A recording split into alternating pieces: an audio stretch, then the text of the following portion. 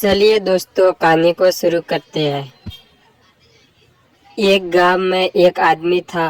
वह रोज एक गांव में दूध देने जाता था। एक दिन बहुत बारिश हुई तो दूध वाला सुबह दूध देने गांव में गया तो गांव के लोग दूध लेने आए। एक औरत बोली, भाई 8 आना का दूध देना। दूध वाले ने माप कर दूध दिया। फिर वह औरत अपने घर गई।